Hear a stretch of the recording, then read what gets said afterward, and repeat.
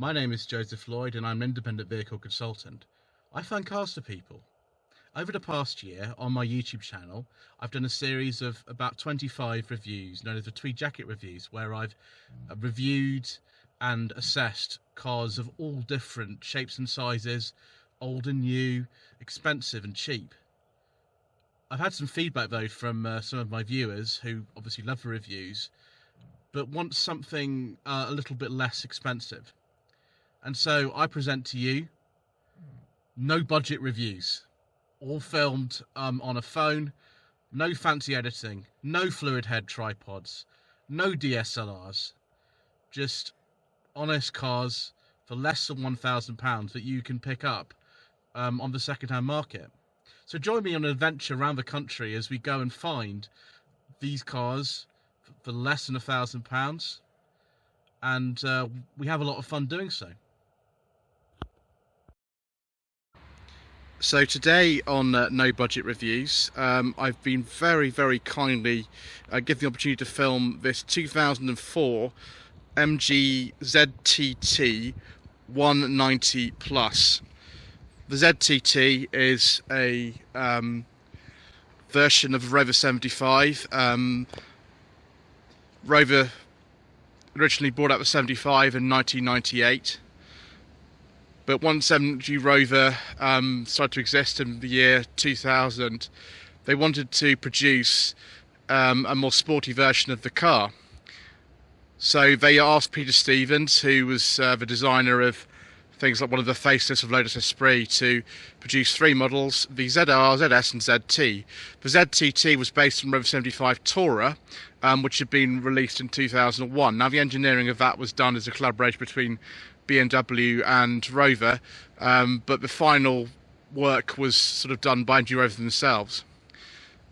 The ZTT went out of production in 2005, like every other MG and Rover, and so they weren't made for very long. This being the 190, it's got a 2.5 litre KV6 engine developing 190 horsepower. The design is, I think, rather stylish. It's got actually a feature you normally find on BMWs, which is the opening rear glass of a tailgate. What we'll do first of all is we'll take a look inside the interior, and then we will have a look at the engine, and then we'll take it out for a little drive. So one of the only bits of chrome on the outside of the ZTT as opposed to a 75 is the chrome door handle. We do have little bits of chrome inside here, and now the trims come off the interior door handle, but it should look a bit more like that one. There's not much wood in the interior of the ZT or ZTT. We've got little bits here which I don't know what they call, sort of black wood. I had a Rover 45 post facelift which had this type of wood in it as well. Because this is a 2004 car, it's a pre-facelift car, but it's a 2004 car, there is evidence of cost reduction. And Project Drive, which was a way that MG Rover were hoping to save money, means that you only get one cup holder. That is fake. This is real. Nice action actually though. So if you put that in like that. Earlier cars do have a second cup holder there, and there's lots of other differences as well between them, but I'm not going to go into them here. The materials in the cabin are very nice. Some bits are BMW, clearly, like the ignition barrels of BMW one. The switches look very BMW. Some of the kind of little screens of BMW. This has had an aftermarket system put on it with Android Auto in it, which is obviously what you need really these days. Soft touch material on the top of the dashboard, which is good. Some model did come to cruise control. This particular one isn't fitted with it. The steering wheel to me looks quite large, but I mean, if you're used to driving a Morris Minor and things like that, then yeah, it's probably a little bit small. It's funny how different this feels from a Rover, given they essentially are the same car, and how Peter Stevens and his team have been quite successful in making sure that you know, this looks significantly different. Glove box is quite big. I'm sure you can get to secret mission documents in there. That's the remote control, by the way, for the DVD player and screen, which is actually in the back. We'll have a look at that in a bit. The seats are very, very comfortable. Sort of part leather seats, part, I think this is Alcantara. Nice headrests. Overall, it's a very pleasant place to be. A bit later on, we'll have a look at what these dials look like when the engine's switched on. If I get into the back, then this is my driving position. I am 5'11". We'll see what it's like. It's surprising, actually, considering this was a car that was midway between the 5 Series and the 3 Series, that actually there's not as much room in here as I thought there'd be. It's okay. I mean, I could put my knees in there, and my head's not up against the roof. But there's not as much room as actually I thought there would be, considering the sort of overall size of the car. With the MG6, which is based on quite a lot of the same components as a 75 or a ZTT, they did manage to get a bit more rear room. We've got things lying here like an armrest, which if I pull this, it comes out like that. It's a nice leather one. Don't see any cup holders though. And here's the Sony DVD player with a screen that would come out if I turned that on. It doesn't work very well at the moment, but Will's just to his own. Thank you very much indeed, Jordan. Just going to put that in so we can open this up and take a look. This is a sort of aftermarket option of this car. It's a very high specified car. There we go. Look at that. If that doesn't say 2004 to you, I don't know what does. Let's close that again. There we go. Might need a little bit of help. There we are. Wow. And we've got proper interior lights. Well, look at this. We've got interior light there. Got interior light there. And even got one right at the boot. Proper luxury. I like it.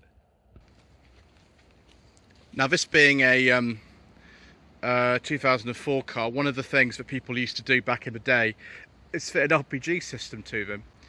And you can see this has a factory LPG system on it.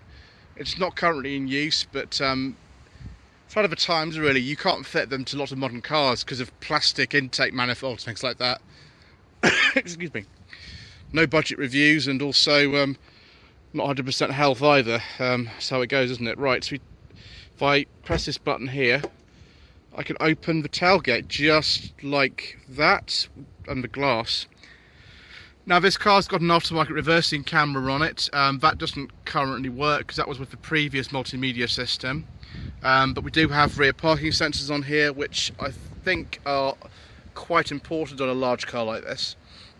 Massive, massive number plate on these 75s and ZTs. That's a feature of virtually all of them, and I think that's interesting. Obviously, if you want to replace that, then this one's delaminating a bit, so that might be a bit interesting. You can see we've got a pull up for the sort of like a dog guard. Boot capacity in these, it's between 400 and 600 litres, depending on whether you fill up to the parcel shelf or load blind, or whether you fill just to the roof. Plenty of practical space in here, and if you lift up sort of this, actually I won't do that because it's a little bit difficult, so we will leave the boot floor. It's obviously not working at the moment, but that's fine. This is no budget reviews after all. But yes, nice and square opening. With the profile of the side of the car like this, it's not like a Volvo 960 or something like that. You won't get the most in here, but it's nice and practical nevertheless. Brilliant.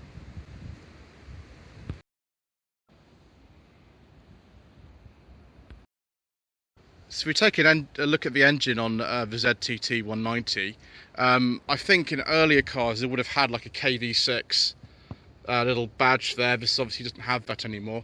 This is a replacement engine. It's done just over 80,000 miles. The car's done 150,000, but the engine has been replaced. So I don't know what particular car, this would have been off probably another ZT. Not a lot of room to work on the engine in here, to be honest. It's the battery, unlike in a BMW, is actually in the engine bay. It's a very big battery, which obviously you'd expect. Yeah, I mean, there's not too many common parts with a K series in one of these. There are obviously other engines available in a 75 or a ZT, and you know, lots of very familiar looking parts from the Rover stable, such as the old filler cap, which I'm not a fan of. The one on our MG3 keeps getting stuck, and this reservoir as well. But yes, you know, I can think of more complicated engine bays than this, but it's a bit of a shame they only made this engine for a few years. It was introduced in the Rover 800 in the mid-90s and only made up until 2005, so not a very long production life. Things to watch on these obviously are oil leaks. Make sure you change the cam belts at regular intervals, and they do suffer from head gaskets failing as well, like the 4-cylinder K series does too. But these days, if you had a K series or KV6 engine, chances are that actually there will have been lots and lots of you know, attention paid to that, and the head gaskets that have been fitted were probably decent ones by now. So it's not as big a problem as some people think it would be.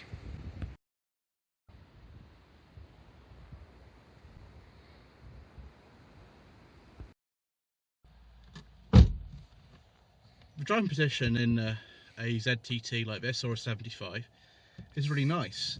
You can adjust the wheel for rake and for reach. The steering, the PC's got lots of adjustment as well. The materials do feel nice. This is a little bit of a hard stuff, but this dashboard soft touch, which is good. The instruments are nice and clear. I'll just switch on the car here so we can yes, hear the DVD motor and things going up. We've got the aftermarket system on here. We don't need to focus too much upon that, but if I press this button here, it should turn on the chip computer. Now, this is a very common problem on, say, Range Rover L322, which is also a BMW design of this era, and cars like the 5 Series. The pixels have all gone funny. That's actually not a massive problem. That's easy to fix. One of the things I've noticed, though, is these excuse me, these switches are quite interesting. A little bit like mini switches, but it's as if, you know, on a 75 you would have had like a wood surround on here, and in this car, 'cause it's an MG, if it's been taken out, surprisingly kind of not that nice feeling. So many other things in this interior I feel nice. The indicator stalks feel good. The climate control buttons feel good. It's literally just you know, odd bits and pieces which don't. Overall, I really like this interior. That the gear change is quite nice. You have to watch the clutch in this car because of all the power going through the front wheels. But yes, I really like it. I think a Rover 75 is more to my personal taste. I've owned 6 Rovers, so that's probably what I'm going to say. Yes, it's a surprisingly nice interior for what these cars actually cost.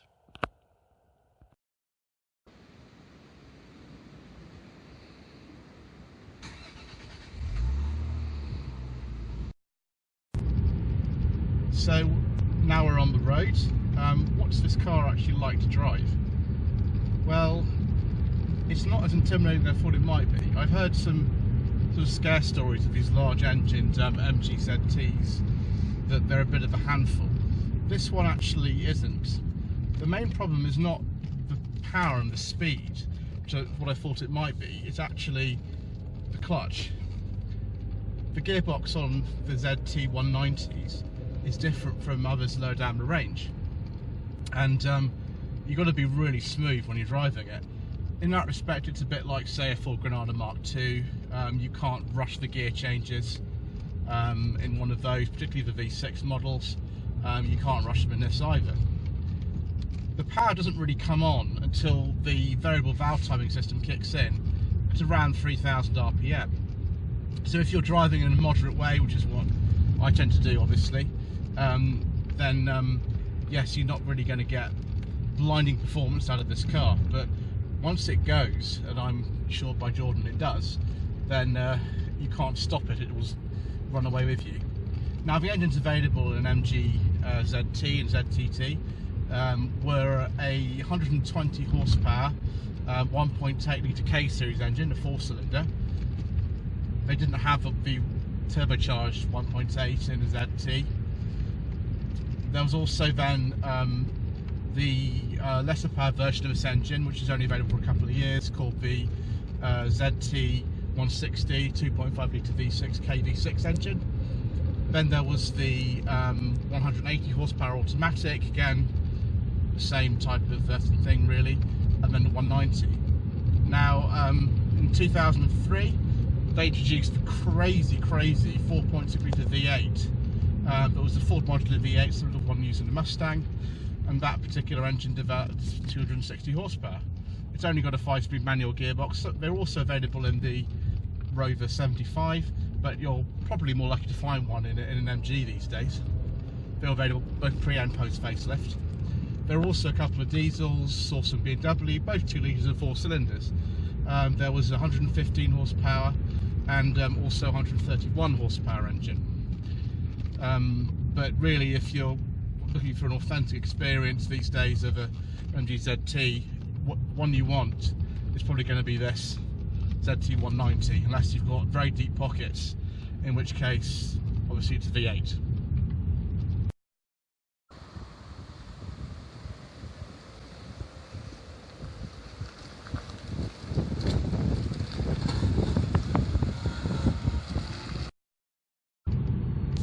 So the trim levels available on MG ZT were just like normal, like ZT 190.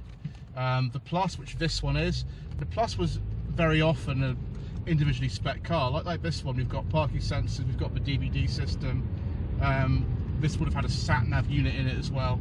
Got dual zone climate controls too. So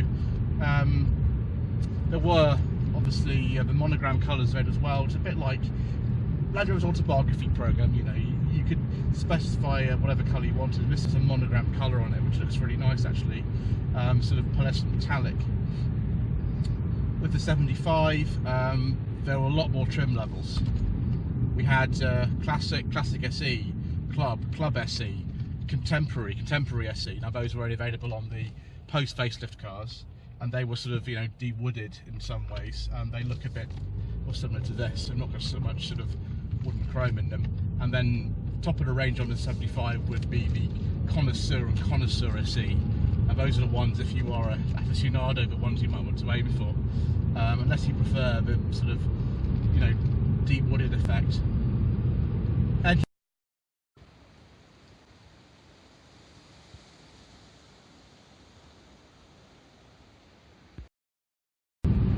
so we had a bit of a problem with the camera there. This is no budget reviews after all.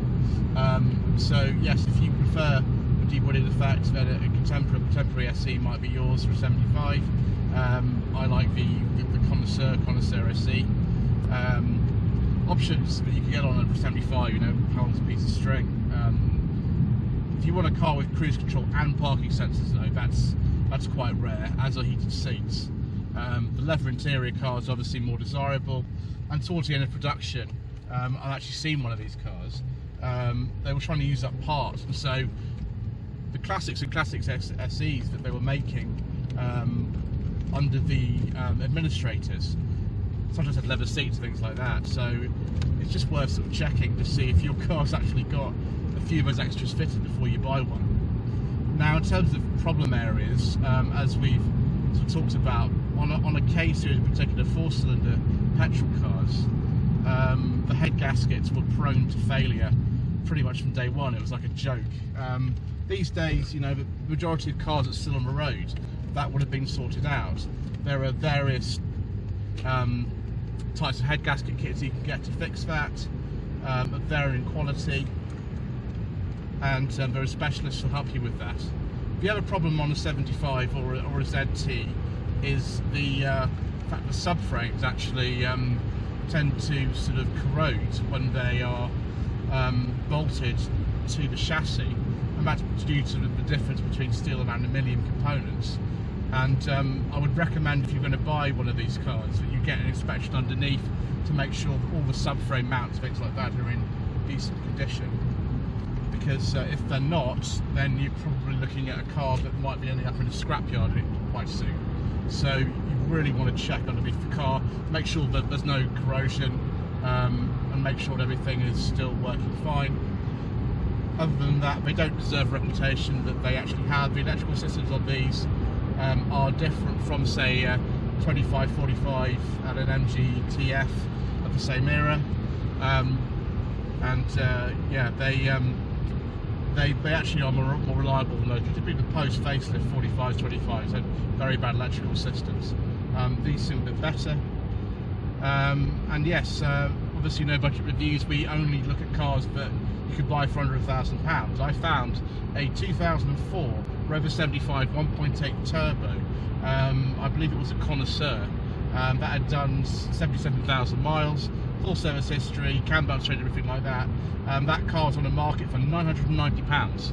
So yes, this particular car was a bit more, this being a high spec ZTT with loads of different extras. This car was about £250. Now, prices of these cars will go up, that's for certain. Particularly as you know, the lesser examples get taken off the road due to rust and other issues. So if you want one of these cars, now's the time to buy one.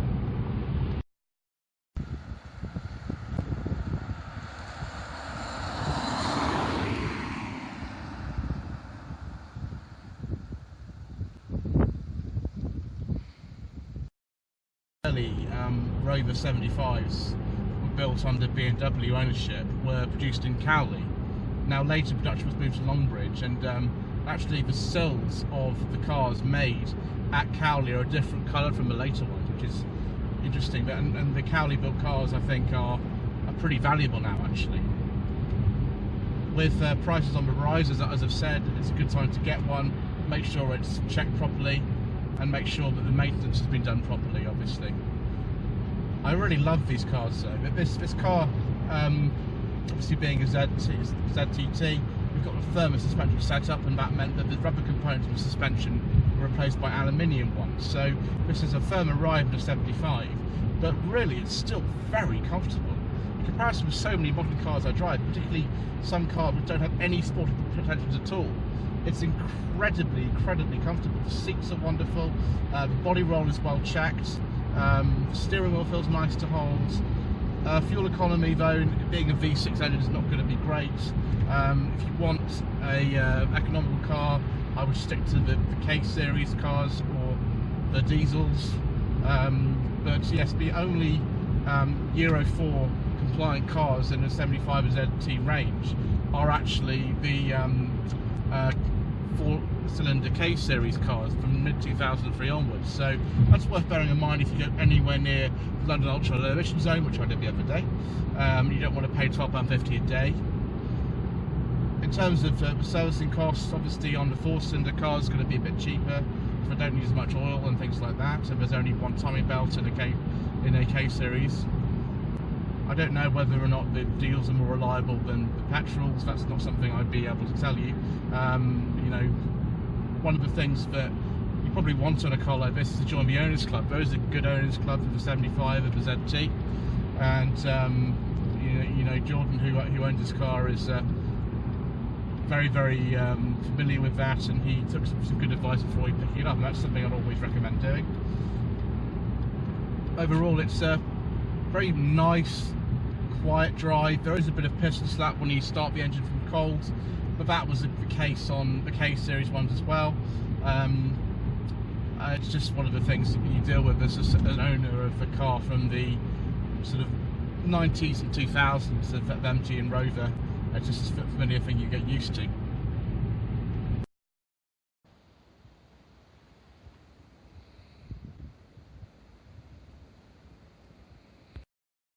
In conclusion then, what do I think of this wonderful MG ZTT?